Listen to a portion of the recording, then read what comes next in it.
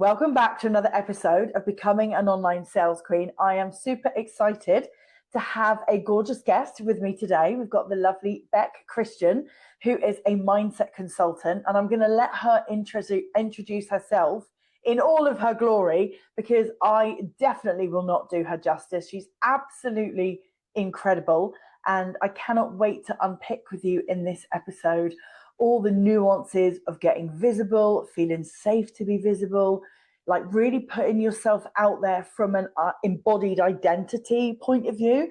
I just had a little bit of a chat before we started, and I'm so excited to unpack this with you because I know our listeners are going to get loads of value. So Bec, introduce yourself and we'll get straight into it so that our listeners can get more visible, more embodied, more identifiable as a personal brand, and also as an absolute badass in their niche, because I know all of our listeners want to show up powerfully. So tell us about you to begin with, and then we'll get stuck in.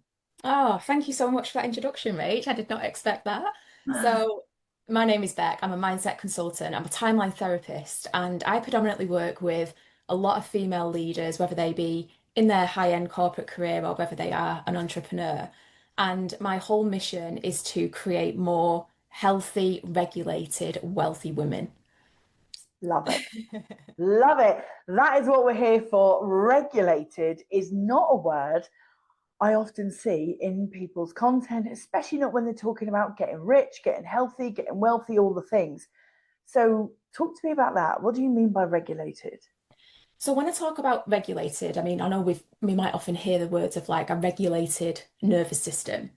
Okay, now I'm going to be a little bit controversial here, and I don't truly believe that for us to be, create big impact, live a very successful, healthy, wealthy, happy life, you're not always going to be in this regulated state, Mm-hmm. right? Because if you are an ambitious woman, which I'm sure you are because you're in Rachel's world and you're listening in, like you're going to be going for the scary thing, right? You're going to be wanting to achieve these big goals. I'm hoping that you've got this incredibly big vision to create big impact. Now, if you was going to be regulated, then, you're not really going to be moving that needle forward. But what I'm seeing a lot in the online space, and especially with clients that I do have, is it's how quickly you can bring yourself back to baseline. Now, Mm. what I mean by that is when you are in business, and like I said, you are creating your content, and hopefully you're in Rachel's world and you're learning all of her lazy girl sales tactics, and you're creating your content, and you've got your like your network that you're working with. All of these things, what can happen is when we don't get the results that we desire instantly, that will then feed the brain and say, you're not good enough. Mm. Success isn't inevitable for you. And this is when the self-doubt comes in, the lack of confidence, and then you end up spiraling, right? So when I always talk about a regulated nervous system, it's how quickly you can bring yourself back to regulation because you are going to experience these emotions because it's natural and it's normal. Okay. And I think a lot of the time, a lot of people think that they have to be in this calm state all of the time, and that is not being human. Yeah. We were designed to flicker between fight, flight, response. But like I said, it's about how quickly you can bring yourself back to baseline. The Okay. only way that you can bring yourself back to baseline, in my opinion and experience within my practice, is if you really start to retrain the nervous system and let go of all of these beliefs and stories that we tend to hold about ourselves. Oh, juicy. Do you know what? I was actually chatting to a group of ladies yesterday on a call. I think it was in my mastermind. I think so. And we were talking about self-doubt, and we were talking about, because one of the girls had said her January wasn't what she wanted it to be. Like probably many people out there, we go into the new year with all these like big ideas, and sometimes January falls short. And she asked me, how do you cope? When things don't go to plan, like, how do you cope? And I said, well, the best way to describe it is a shrug. Like that's the energy that I feel. It's like, oh, well, your loss, not mine. Like if you're not going to come and work with me, that's not my problem. That's not my issue. It's not a me thing. It's a you thing. Like if you don't feel ready, if you don't feel you can trust yourself, if you don't trust me enough, like whatever the reason, I'm not going to come and chase you around the internet and try and motivate you. Like that's not my job. That's a you thing. That's not a me thing. And she was like, I've never heard it described as like shruggy before, because it's not like a nonchalant teenage, like, oh, you're not coming to work with me. It's like okay, well, that's cool, like I'm not going to follow you up. I'm just going to wait. I'll be here.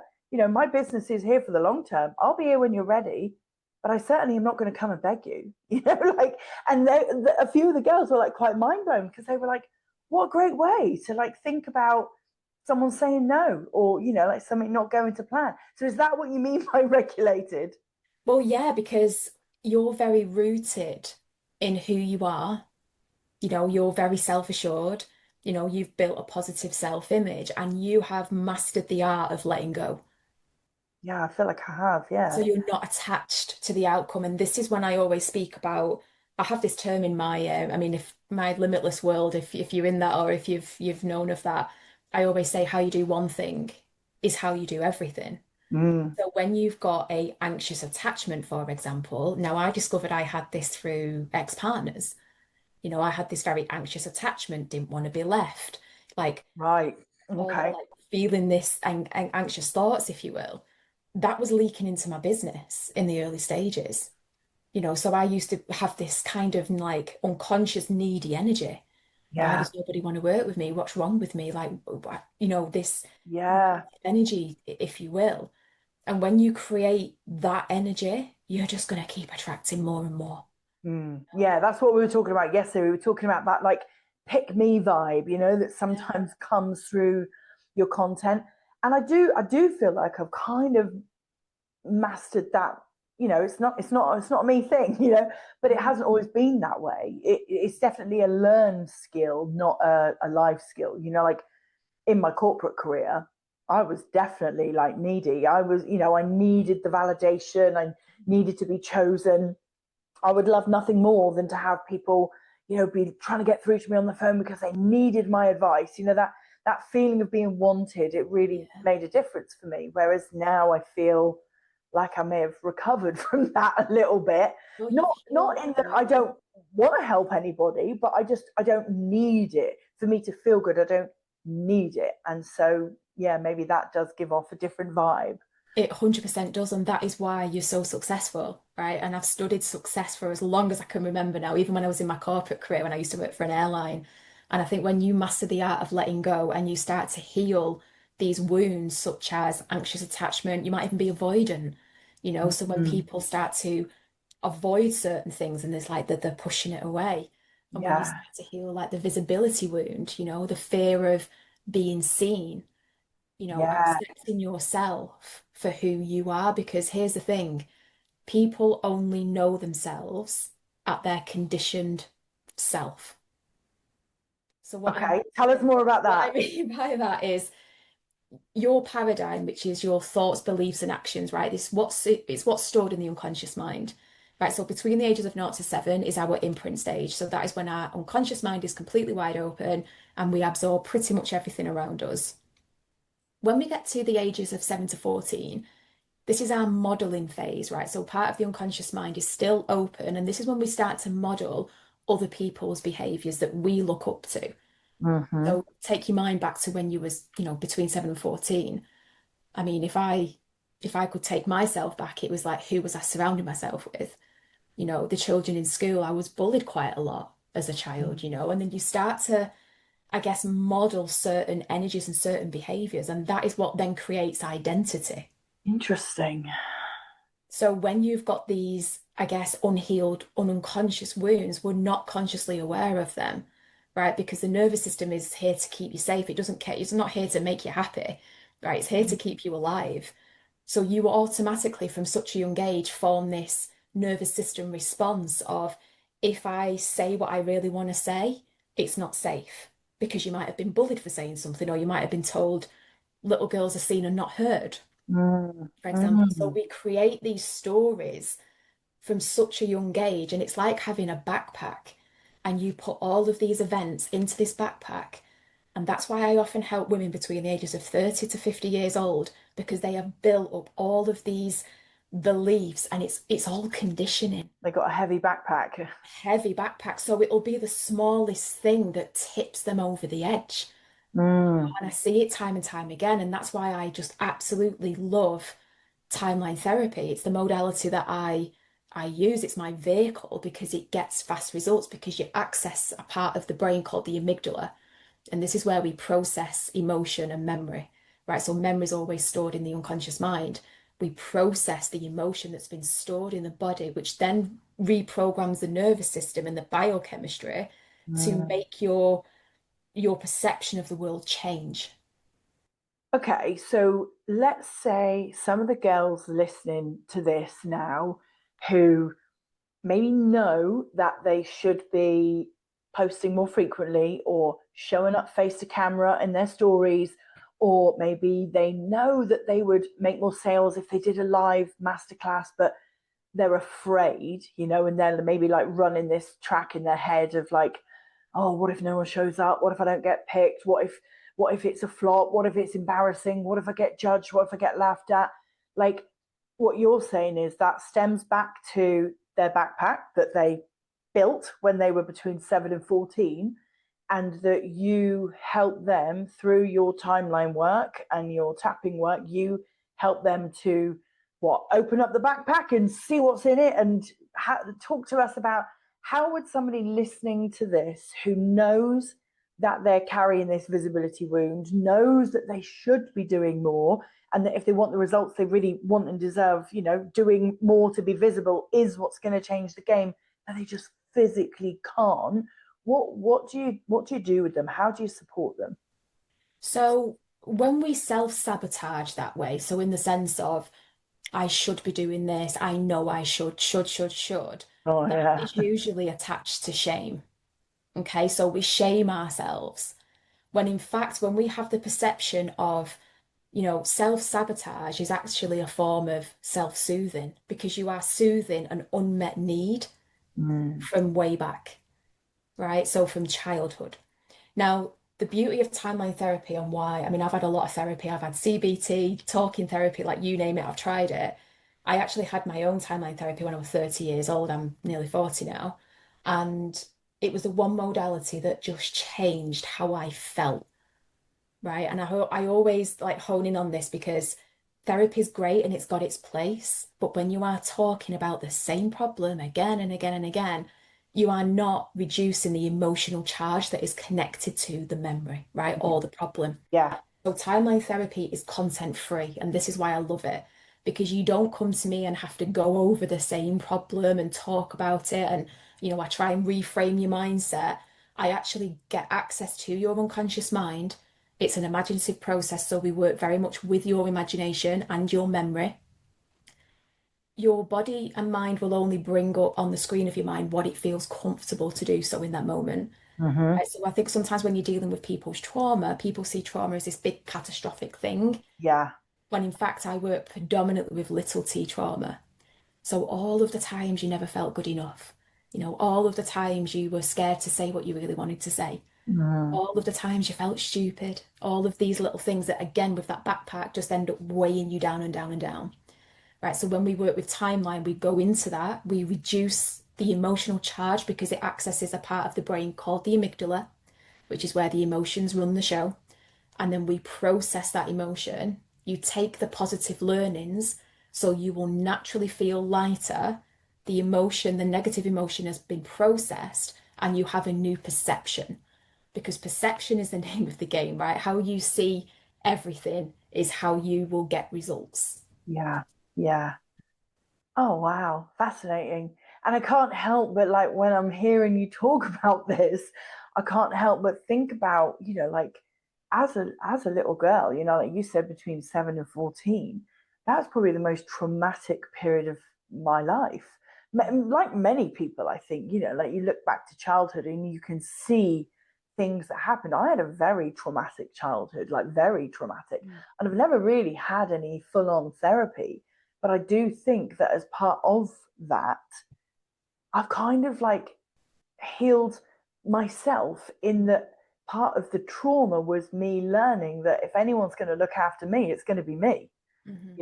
And I learned that in those years. And so maybe although I look back now and I see the trauma and I feel the trauma as part of it, I learned to get out of it because I learned that I am the only one who's actually going to be able to look after me. Is that a thing? Is that? It is, and you can, of course, help yourself in that way. But what I will say is you can't see yourself in the picture when you're in the frame. Mm, So there mm, might still be, and I truly believe it's a, I don't want to say healing is an ongoing journey because I don't like looking at it in that aspect. It's quite empowering actually when you heal like past beliefs and wounds of yourself. But it is an ongoing journey of transformation and yeah. discovery.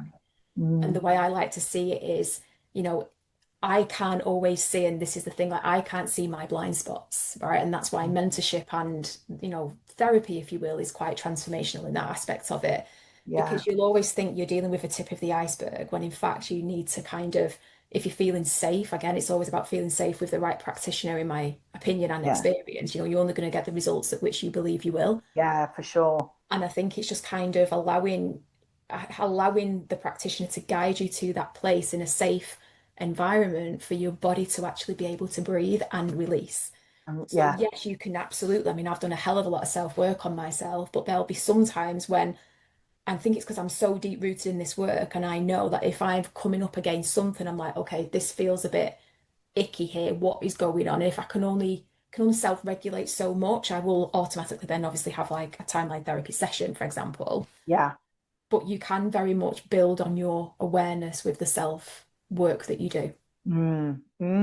I love it. And what I see a lot, and you probably see this as well, is with women in business, especially, um, we try to fight the mindset side. We try to overcompensate for the feelings that we've got, the sabotage that we're doing to ourselves. We try to compensate with strategy, do more, put more effort, put more in, add another offer, show up more, like harder, harder, harder, when actually we need to be softer. Yeah, we need to be kinder, and strategy is not always the answer. I am a self-confessed strategy girl. I've always been a strategy girl. However, in the last 5 years of running my business, I have absolutely learned and felt and seen that success from strategy is only really 10% of what we do. The rest is all about who we are, how we operate, how we show up, how we connect, how we build relationships,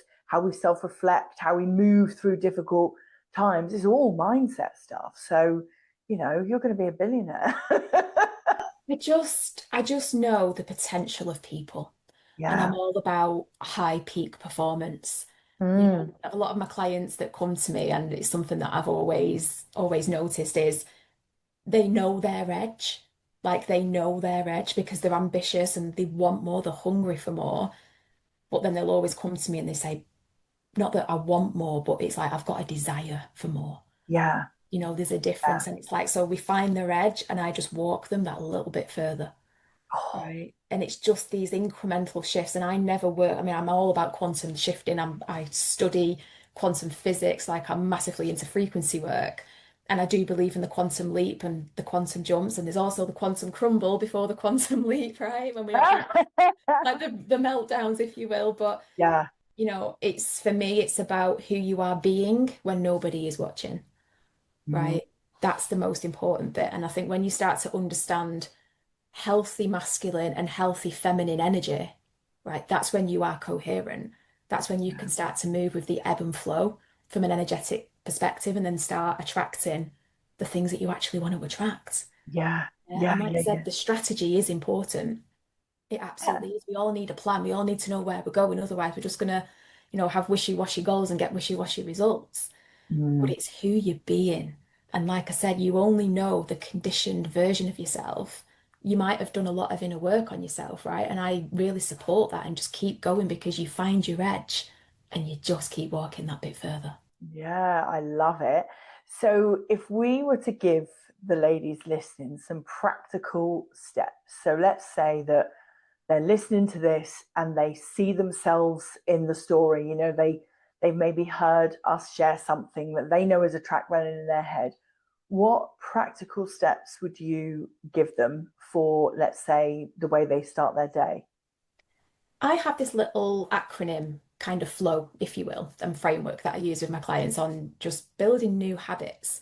And I always say regulate, release, reward. Mhm. So always regulate before you create, right? Because I think this can be really fundamental lesson in content creation. Are you coming from a regulated space Yeah. or are you reacting, right? Are you reacting to life or are you responding? So always come from a place of regulation. Now, there are different modalities that you can use. I mean, I'm a huge advocate for tapping. I'm more than happy to offer your community a free tap-in for them to try it on becoming the one. Amazing. Yeah. Um, Okay. Well, we'll put the link for that. Thank yeah, of you in course, I'll the send show it over to notes. Yeah. you. Perfect.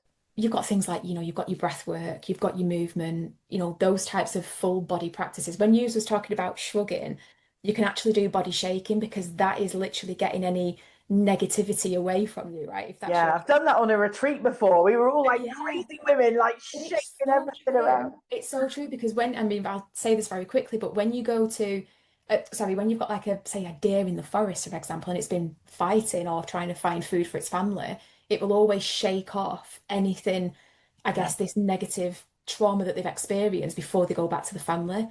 Mm. So it's an actual thing like body shaking, and Taylor Swift did a song about it. So there you go. I love it. So before anyone like sits down at their laptop and starts thinking, I've got to get a poster, I've got to do all the things, like they need to move, they need to regulate, they need to shake, they need to make sure that they're coming from a place where they're like in control, feeling good, not Yeah, being reactive and urgent yeah, and yeah. stressy. Exactly that, because when you are regulated, you know you're regulated when you've detached from the outcome. Mm. When you're not hung up on checking things, is that working? Data is important, but you've got to understand what energy it is that you're coming from. And Yeah, if you start to feel this anxious attachment, you'll find now, once you've probably listened to this and had awareness, it's playing out in other areas of your life. And this is when I always say, like I've said, how you do one thing is how you do everything. yeah, Right. So regulate, release any emotion, but feel safe to release emotion. That's something that needs to be trained in the body as well, because we used to just crack on, get on with it, come on, when really you've got to release it to let it flow. And yeah, then reward, like you've got to train the nervous system that it's like training a dog in a way, right, for being good, big, well behavior, because, like I said, your nervous system doesn't care and doesn't want to make you happy. It just wants to keep you alive. So you've got yeah. to retrain it and change the biochemistry in your body. Mm. Oh, and how do you do that? How do you change the biochemistry in your body? In my opinion, timeline therapy. Like Okay. timeline therapy is one of the modalities. Yes, you can do tapping, you can do breath work, right? You can do the regulation and the reframing, the mirror work, the belief work, of course, right? It's repetition that rewires the brain. A lot of people try these things for a couple of weeks and then fall Yeah. flat. And it's like it's repetition because you've got to understand if you're 30 plus, you've got 30 years of programming.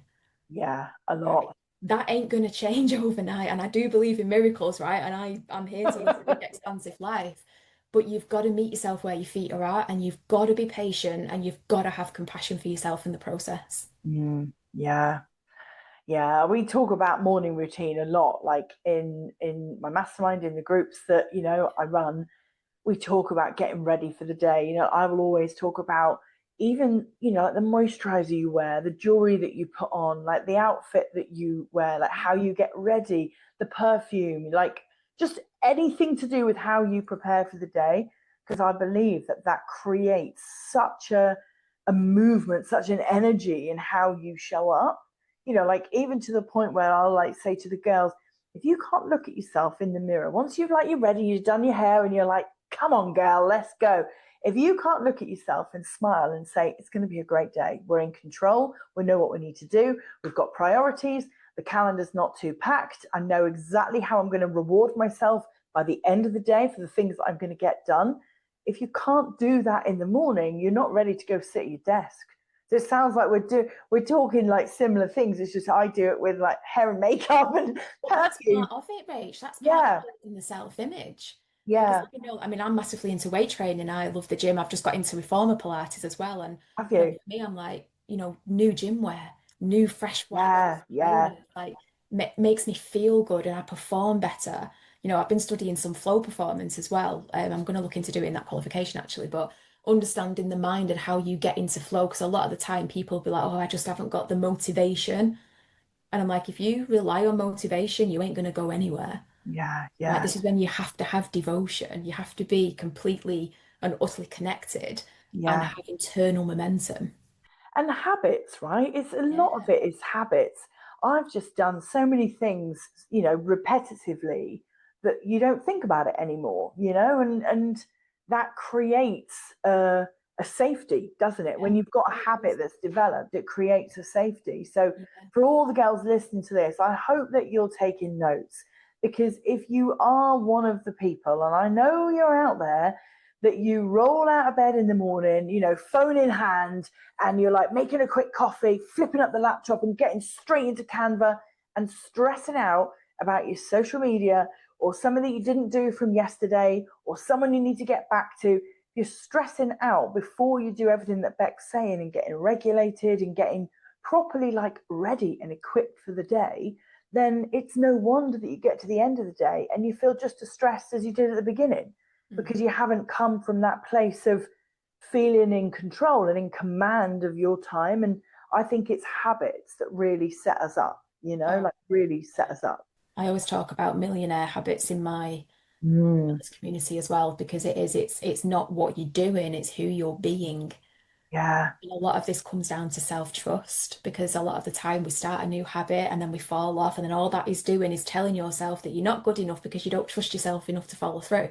yeah, And yeah. this is when it's, yeah, We're feeding the evidence that, yeah, exactly. The yeah, brain needs like we need evidence, right? So, and that's when I always say regulate, release, reward, because it needs evidence to know that what you're doing is actually making you feel better and it's working for you. yeah, So it yeah, needs that constant gratification, if you will. yeah, yeah, yeah. Regulate, release, reward. Amazing. And what you just said that you would give to our amazing listeners is a free tapping, did you say? Yeah, I've got a free EFT tapping, so emotional freedom technique tapping. I've actually created a lot of these tappings, but the one I will gift for your community is Becoming the One. So Mm, this was I think we had about 189 downloads of this in like the first couple of weeks. It was wow. basically, it's 5 minutes in the morning.